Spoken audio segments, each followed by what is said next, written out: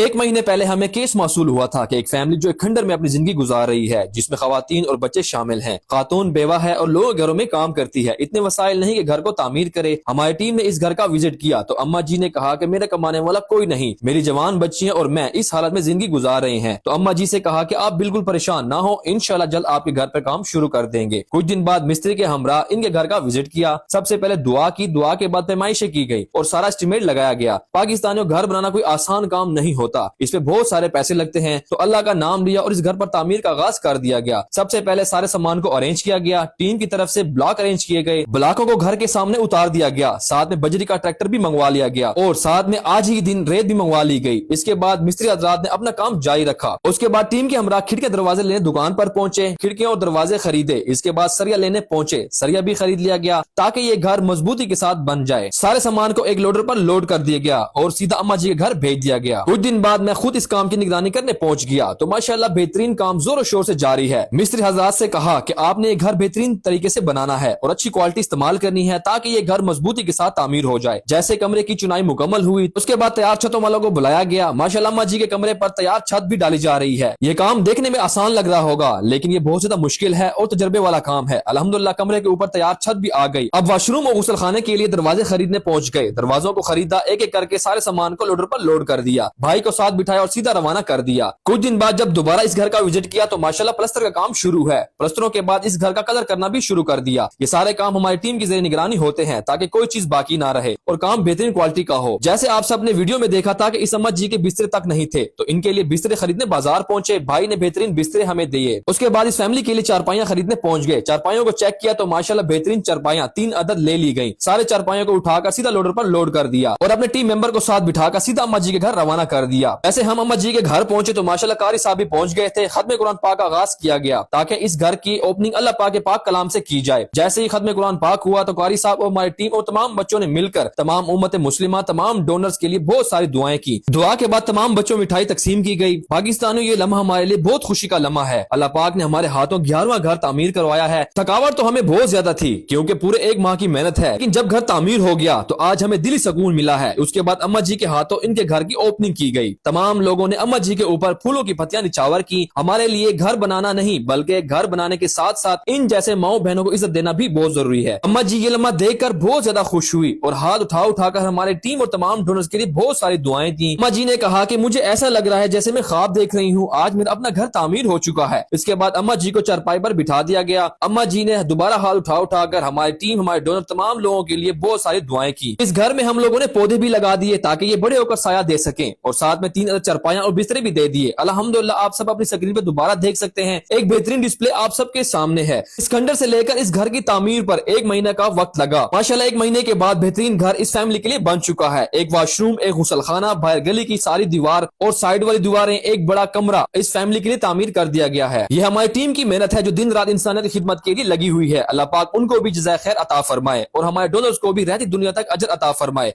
अस्सलाम वालेकुम, कैसे हैं आप सब? माशाल्लाह माशाल्लाह पूरे 1 माह की मेहनत के बाद जबरदस्त घर अम्मा जी के लिए तामीर कर दिया गया है।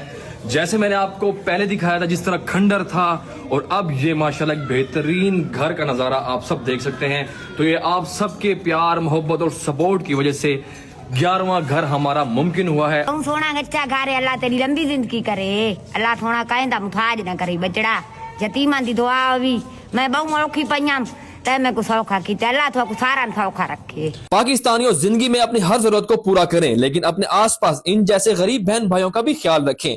उन लोगों के पास इतने वसाइल नहीं होते कि अपने लिए घर बना सकें। आप सबके ताउन और आप सबकी सपोर्ट की वजह से आज इन फैमिली को अपना घर मिल गया है। अल्लाह पाक हम सबको इस तरह की इंसानियत की खिदमत करने की हिम्मत अता फरमाए। बाकी जो लोग हमें सपोर्ट करते हैं, हमसे प्यार करते हैं, अल्लाह पाक आप सबको अपनी फैमिली, बच्चों के साथ सलामत रखे। जहां भी रहें खुश रहें। अल्लाह नेगेबान।